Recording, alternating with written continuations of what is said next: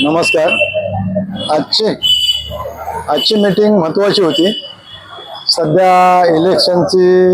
सध्या चालू आहे इलेक्शन. आणि सध्या काय होते माहिती का, ज्या सरकारवरती आम्ही लक्ष ठेवून आहोत की लवकरच गिरणी कामगार प्रश्न निकालात काढावा. आणि आमचा विरोधी पक्षाने आम्ही प्रत्येक वेळेस सांगतो की तुम्ही हॅमरिंग करा. हॅमरिंग केलं ना तरच हा प्रश्न ऐरणीवरती येईल. तर ते उद्धव साहेब असू द्या उभाटावाले, किंवा राजसाहेब असू द्या, किंवा शरद पवार साहेब असू द्या, किंवा काँग्रेसवाले असू द्या, याने हॅमरिंग केलं तरच हा प्रश्न निकालात निघेल. आता केंद्रामध्ये बीजेपी सरकार आहे, राज्यामध्ये बीजेपी सरकार आहे. आणि आत्ता ज्या निवडणुका झाल्यात बाहेरगावी, गावोगावीच्या निवडणूक झाल्यात, त्याच्यामध्ये जवळजवळ 1/3 त्यांनाच बहुमत मिळालंय. म्हणजे विरोधी पक्ष आहे की नाही हेच समजत नाहीये. आणि उद्या विरोधी पक्ष जर टिकून नाही राहिला तर सामान्य जनतेचे प्रश्न मांडणार कोण, आणि सामान्य जनतेचे प्रश्न सुटणार कसे? तसंच हा गिरणी कामगाराचा प्रश्न जवळजवळ हे मला वाटतं 43 वर्षे झाले. 1982 18 जानेवारी 1982ला संप झाला. आणि आजचा जर आता ह्या महिन्यामध्ये 18 जानेवारी जवळजवळ 43 वर्ष पूर्ण होत आहेत. तरी गिरणी कामगाराचा प्रश्न काही प्रमाणात सुटलाय, अजून काही प्रमाणात सुटायचे. 17वे कलम त्यांनी रद्द केलं. जे वांगणी सेलूचा फॉर्म जर नाही भरला तर ते बाद होणार होते गिरणी कामगार. तो 14 संघटनाच्या एकजुटीमुळे तो विषय निघाला, त्याचा GR पण निघाला.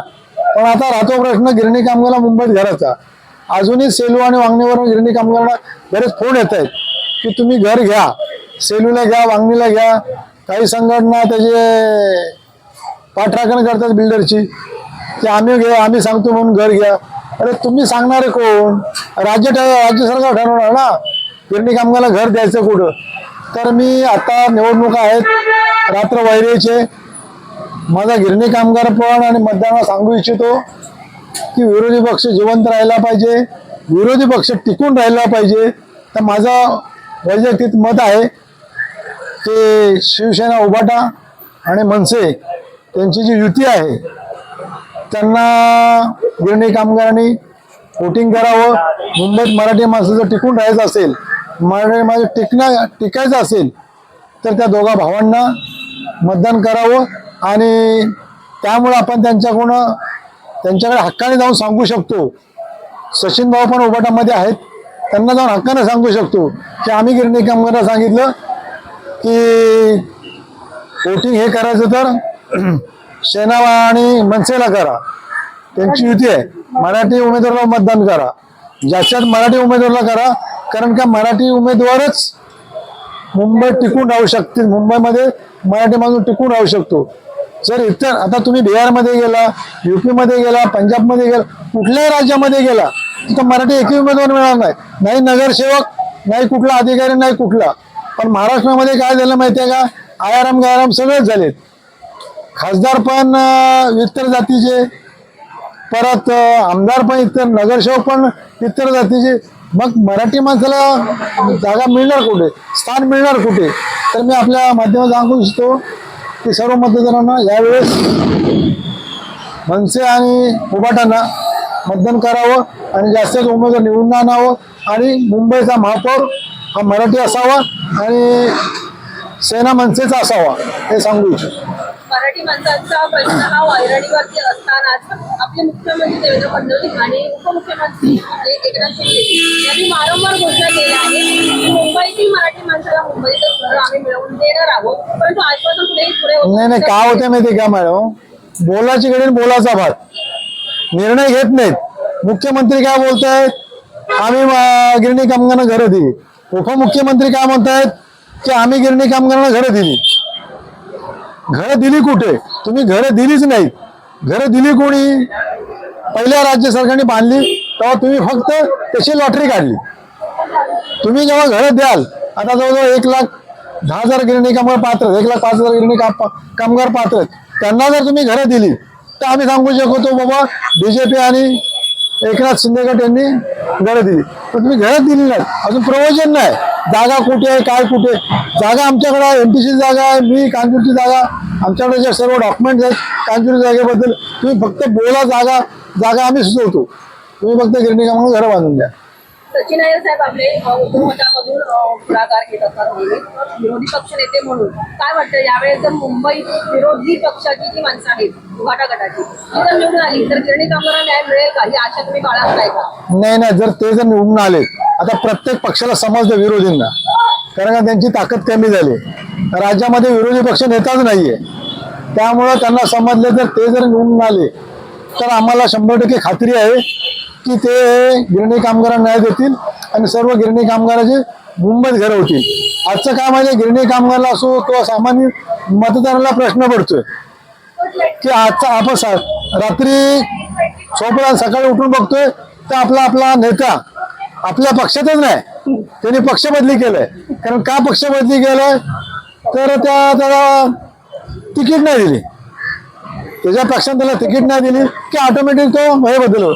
म्हणजे जे नेते मंडळ आहे त्यांना काही राहिले नाही, निर्णय घ्यायचा गिरणी कामगारांना घ्यायचे, सामान्य जनतेने घ्यायचे आणि आपण निर्णय घ्यायचे. संघटनेच्या माध्यमातून मुंबईकर असो किंवा गिरणी कामगार असो काय उद्देश करा? आम्ही त्यांना एवढं सांगू शकतो की लढाई आहे, गिरणी कामगाराचे आहे, सामान्य जनतेचे आहे आणि विरोधी पक्ष टिकून राहावा म्हणून महापौर हे उद्धव साहेब, बाळासाहेब ठाकरे आणि मनसे आणि त्याच लोकांना आणि मराठीच महापौर व्हावा ही आमची मनापासून गिरणी कामाची इच्छा आहे.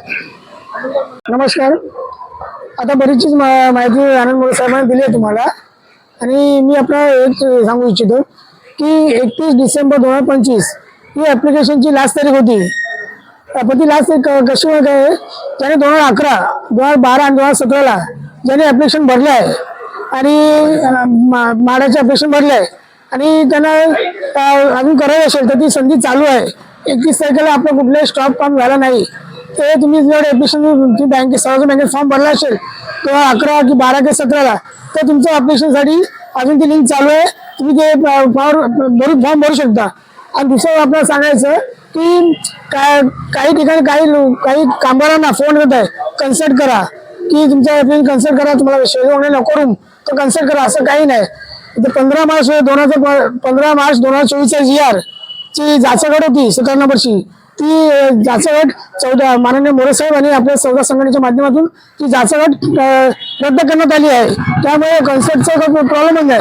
जर ती जाचगट जर कॅन्सल झाली तर कन्सर्टचा विषय इथे येतच नाही. मग त्यामुळे तुम्ही कन्सर्ट कोणी करू नका, तुम्हाला कोणी सांगायला कन्सर्ट तर कन्सर्ट करू नका आणि ॲप्लिकेशन तुम्हाला चालू आहे आणि तुम्ही फॉर्म भरा. जय महाराष्ट्र.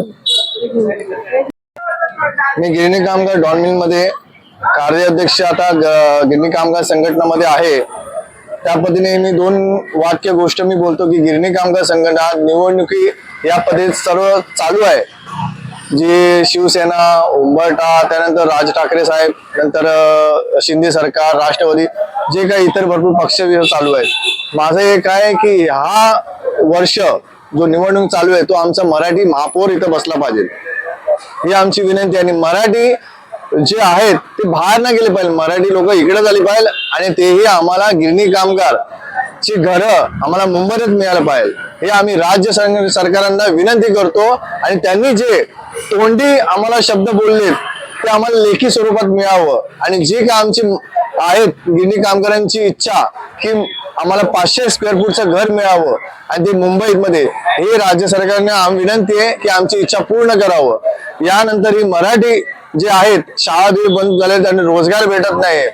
कृपया करून जे राज्य सरकारांनी ही विनंती आहे, जे पुढे या निवडणुकी येणार आहेत तो मराठी महापौर बसावा आणि आमची जे काही मनोकामना आहेत गिरणी कामगारांची की मुंबईमध्ये आम्हाला घरं इच्छा पाहिजे ती पूर्ण करावी, असे मी 2 शब्द मी इच्छितो सांगतो. जय हिंद, जय महाराष्ट्र. निष्पक्ष बातम्या, नवा दृष्टिकोन, युवा स्तंभ न्यूज नेटवर्क.